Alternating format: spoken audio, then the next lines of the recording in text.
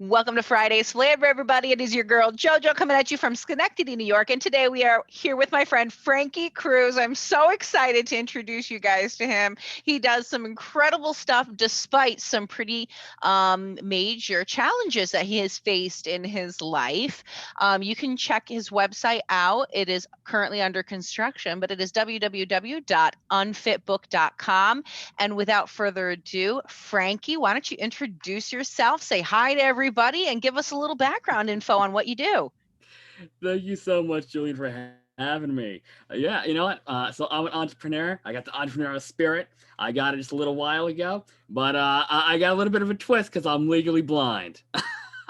I'm like, okay, I'm loving it. You gotta talk about what inspired you to do what you're doing despite the challenges you knew you were gonna face. A lot of it stemmed initially from me thinking, wow, like I'm doing nothing because no one really expects me to do anything because I'm legally blind. So I kind of started a bit there, but then I realized, oh, wait a second, that's right. If I can become successful, I can be an inspiration to so many different people. Oh my gosh. And that was such a bigger motivation than just make some money. Right. Yeah. I think, and a lot of people go in it with that motivation, like, this is a good idea. It'll make me money. And you went into it with like, hey, this is a good idea. It'll inspire other people to make money. I love that. And so, I mean, that's, incredible. And I think it's true. You will touch lives a lot. And you're currently writing a book. You want to talk a little bit about that project with everybody? Yes, absolutely. Thank you. So currently, I'm in the fitness industry. I help people lose weight, and but in the fitness industry, it's pretty well known for having a lot of garbage marketing and products, and just it is the wild west out there. So I Yeah. mean, I thought like, wow, like how great would it be if there was just a book finally that was out there that said, hey, this is not about a truth that I'm claiming is the truth. No, this is just saying, here's all the things that are people claim is the truth, but is actually not the truth. Let's debunk a few things. I love it. What made you really enjoy fitness? Because I struggle with that. Well, I used to be pretty overweight myself, and when I initially lost weight, people were like, "Oh my goodness, how are you doing it? How are you doing it?" But I initially had this resistance to telling them how. 'Cause I was like, "Oh, I'm not trained or anything." But eventually, I got bugged so much, I was like, "Fine, Right. I'll go out and get certified and just do it." I'm just gonna do it. I'm just gonna do it. Even I mean, is that a lot harder? I have to imagine that. Physically training with that type of disability has got to be unique. You have to be creative, I'm sure, in doing what you do. Oh, absolutely. Because I mean, I'm not gonna be able to catch like all the little nuances that someone might have when they perform an exercise, but I can make up for that by being way smarter. By go ahead and saying, "Hey, like let's track everything objectively. Like really look at these metrics and see where can we improve overall." Because a lot of trainers, what they will do is they'll write up a program, like a generic one that they say, "Oh, you want to like build muscle? All right, well, here, I have this program right here that helps someone else build muscle. Here you go." And I go, Right, right, and I say, "No, I'm going to go ahead and let's let's actually test, like what's your 1 rep maximum? Like, how can we right. extrapolate that, and all that sort of stuff." 1 rep maximum. I'm at it right here. Hold on, look, I'm picking up my water.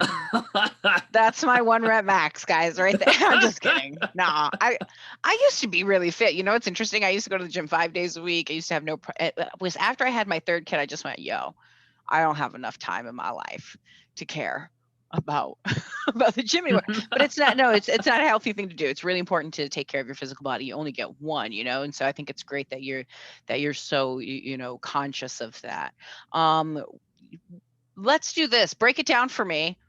What is your number one piece of advice for an entrepreneur who wants to get in shape and feels overwhelmed by their schedule? You know what? It is really about learning a few different skills, but I would say the number one skill to have. This is one that one of my mentors taught me, was finding out what don't you want to do. And then once you Okay. find out what you don't want to do, figure out a way to delegate it. Because I mean, when you're an entrepreneur, a lot of it is being a leader. And when you're a leader, part of your job is knowing how do you delegate tasks to other people. Yeah. That is tough. A lot of especially people who are used to working for themselves or aren't used to managing others, when they start a business of their own, they have difficulty delegating tasks out. Now that's got to be innate to you, because there's going to be certain things you just simply have to delegate out, and therefore you're probably led to do that, for those instances. But all too often people won't reach out for that help. you know they just won't, or they'll know that they're overweight and need help to get there with a coach, and they don't hire the coach because they're scared to take the leap. Oh my goodness. And I had that problem too. When I first started in entrepreneurship, I was such a perfectionist. I was like, no, I have to do every little thing myself because that's how I was thought I should be. I was Yeah. like, no, my biggest advantage is that apparently I'm smart, so I need to do everything myself. And then as I was working with my mentor, he said, no, that's stupid. Just figure out what do you actually want to do, and then just do that. Yeah, let's quit with the fluff. Let's just break it down. What do you want to do? All right. I like that. That's to the point. And from your unique point of view, let's talk about mindset. What do you think an entrepreneur's mindset should be like and focused on? It has to be one of positivity. Because when you're an entrepreneur, you take on so much risk. And you have to, I mean, and it takes a certain sort of person to say, you know what, I'm going to go do a business venture. And at first, I'm going to have to ask like 500 people, and like 499 of them might all say no right to my face, like all right in a row. But that 500th person might just be the person to say yes. Hmm. And, and if you're just like, some people, it's like, oh no, I gotta go through like 500 people to get like my first sale or something. No, like that's terrible. But I think if you have a positive mindset, you're like, oh, only 500 people. I could ask like, I just like blast message like 50 people in like a day and like Yeah, be done with it in like no time at all. I like that. I think that reminds me of something. Who was it? I want to say Leo Quinn of A Buddy in Marketing. He said something like very funny, and he wrote a book all about it. And I think it was like how to get to 10,000. I want to get 10 rejected 10,000 times in a row. And like I think he wrote a whole book on it in like 2019 or 2020. And he was like, yo, my goal is to be rejected 10,000 times in this year.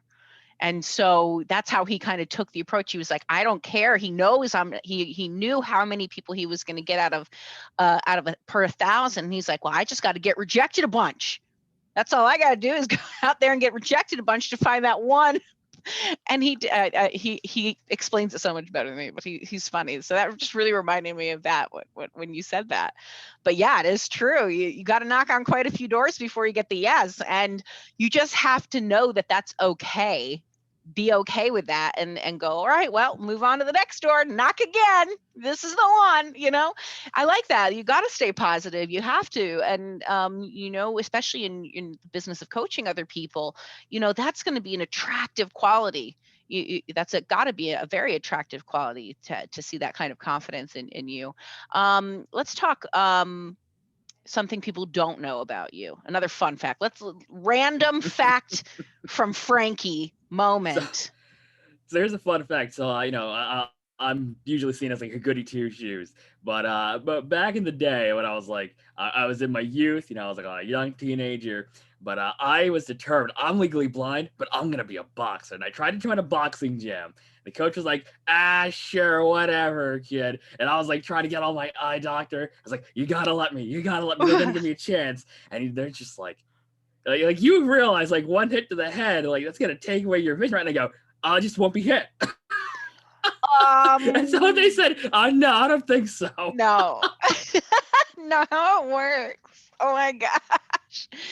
So that was a no. You got denied. Oh yeah, hardcore. Understandably, but in the moment, I was so angry. Yeah, I bet. I bet you wanted to go box some people. That's messed up, dude. Oh my gosh, that's so funny. I love it. So, you can hear a lot more about Frankie in his upcoming book, unfitbook.com. Remember, check it out, www.unfitbook.com. You got to support my friend here, share, and, God bless you. Godspeed to you, my friend. Thank you for stopping in and talking with me today. And you have an awesome Friday, everybody. Thank you so much. Have a wonderful day, everyone.